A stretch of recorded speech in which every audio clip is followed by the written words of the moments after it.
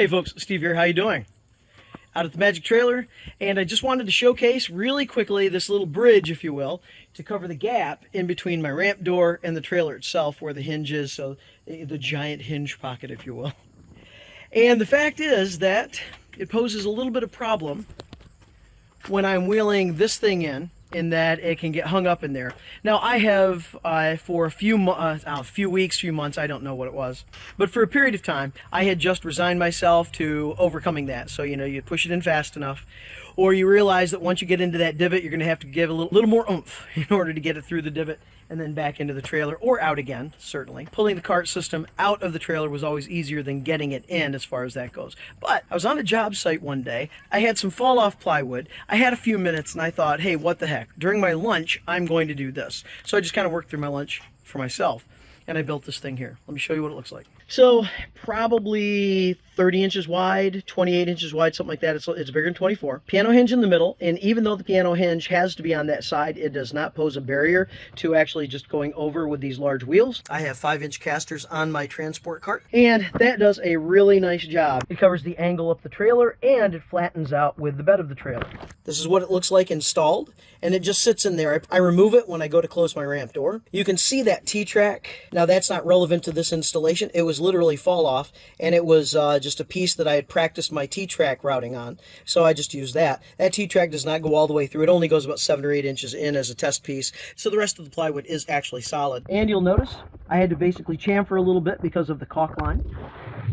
Here I actually had to also accommodate the fact that I was on an angle, and then you can see how that hinge lays in there. And then it just comes out, and it can fold up just like that. And the idea was, honestly, if this were installed here, I had the idea of an additional piano hinge on this side, and then I would simply just do this and then close the ramp door, or I would actually piano hinge the whole thing over to there, which would then be non-obstructive as far as when the ramp door closed.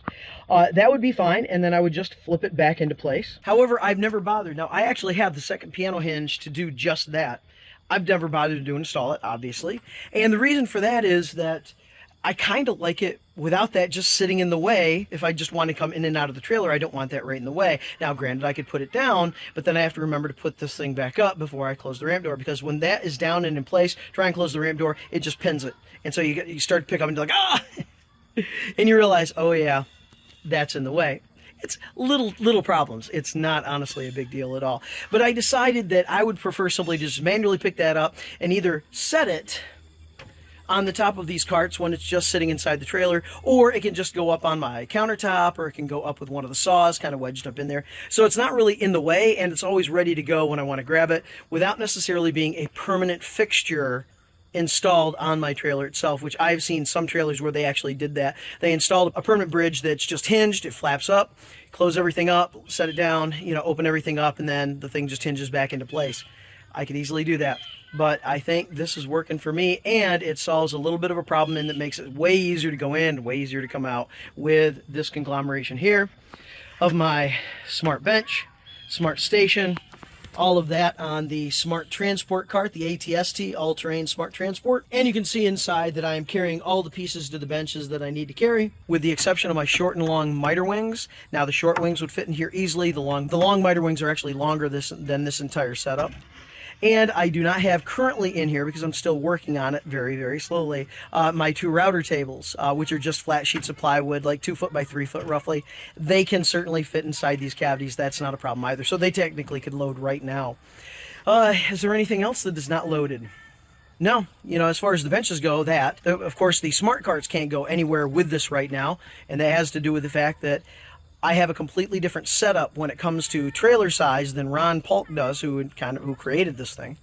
And therefore I have to modify for what I have. And the modification is that I cannot take my carts inbound in the trailer when I have all of this. The way around that is, if I only take one of these benches, I only need one cart to go with it, so the other bench can offload, the cart can sit right beside it, and then I can just clamp them together so they ride nicely, and they will go in there. So that is a nice option if I only need one bench. Typically, if I only need one bench, it might just be that smart station, because that's the one that's way more versatile as far as on a job site with integrating all the tools. This right here is a nice flat surface to work off of, and that's what that does the best, although I can put my table saw onto it, and that can function function as a table saw outfeed, as well as flat space for assembly or whatever I'm going to do. When I get the big trailer, then the whole thing can ride as what Ron Paul calls the travel cube.